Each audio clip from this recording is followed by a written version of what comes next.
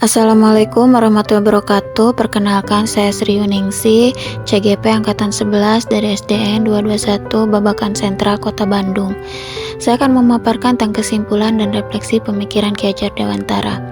Pengajaran adalah proses pendidikan dalam memberi ilmu untuk kecakapan hidup anak secara lahir dan batin. Pengajaran dan pendidikan tidaklah sama. Pengajaran adalah bagian dari pendidikan.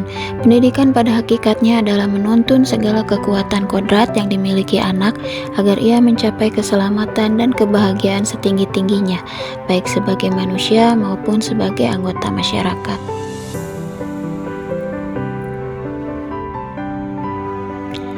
Sebelum mempelajari modul 1.1, saya seringkali melakukan objek belajar murid sebagai objek belajar yang bisa diatur dan dibatasi sesuai kemauan guru. Jika murid sudah mencapai nilai KKM, saya seringkali menganggap bahwa itu sudah berhasil dan pembelajaran lebih berpusat kepada guru. Kemudian saya juga sering sekali dalam pembelajaran lebih mengutamakan aspek kognitif, tidak mempedulikan apakah anak sudah paham dengan materi yang kita sampaikan. Dan saya juga terkadang melakukan hanya meminta murid menghafal materi yang disampaikan.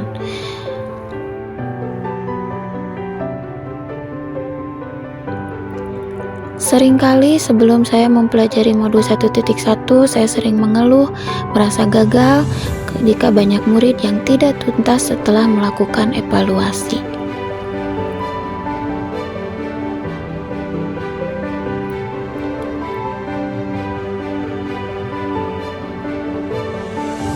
Setelah saya mempelajari modul 1.1 tentang pemikiran Ki Hajar Dewantara, saya menyadari bahwa apa yang saya pikirkan dan saya lakukan selama ini belum tepat.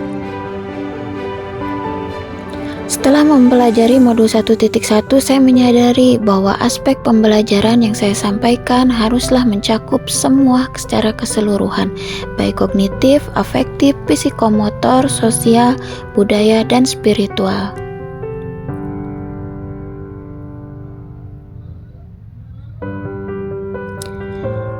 Setelah saya menyadari modul 1.1 pun, saya mulai merubah murid sebagai subjek pembelajaran dan memposisikan saya sebagai fasilitator dalam proses pembelajaran. Karena menurut Ki Hajar Dewantara, guru adalah Pak Among atau fasilitator. Kemudian saya memberikan kebebasan pada murid untuk berpendapat, berekspresi, dan berkreasi. Murid memiliki karakter yang unik dan berbeda-beda. Muncullah dari saya perlakuan guru tidak akan sama kepada semua murid. Kemudian saya menyadari bahwa murid itu berbeda sehingga ketika melakukan evaluasi, ketercapaiannya pun berbeda. Itulah yang saya dapat setelah saya mempelajari modul 1.1 ini. Kemudian, apa yang dapat saya segera terapkan untuk melakukan pembelajaran di kelas? Saya dapat menerapkan pembelajaran di kelas dengan merancang pembelajaran yang interaktif dan menyenangkan dengan melibatkan murid sebagai metode student center. Kemudian merancang pembelajaran dan menerapkan pembelajaran yang berdiferensi sesuai dengan kebutuhan siswa, kolaboratif, dan berkonsep memerdekakan anak. Pembelajaran yang tadinya menuntut, lalu saya rubah menjadi menuntun. Saya akan membuat perencanaan yang lebih menuntun, mengutamakan budi pekerti, dan akan lebih mengenali karakter dan latar belakang murid, sehingga terjalin komunikasi yang baik dan terjalin cinta yang harmonis antara guru dan murid.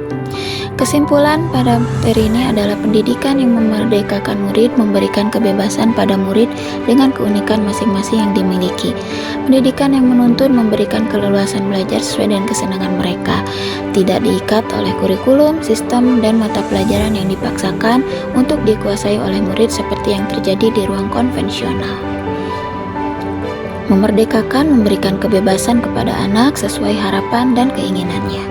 Refleksi untuk hari ini, guru dan murid berkolaborasi untuk menciptakan kedalaman cipta, rasa, karsa, karya, dan pekerti untuk mencapai keselamatan dan kebahagiaan sebagai manusia. Terima kasih, jangan lupa like and subscribe. Salam bahagia, guru.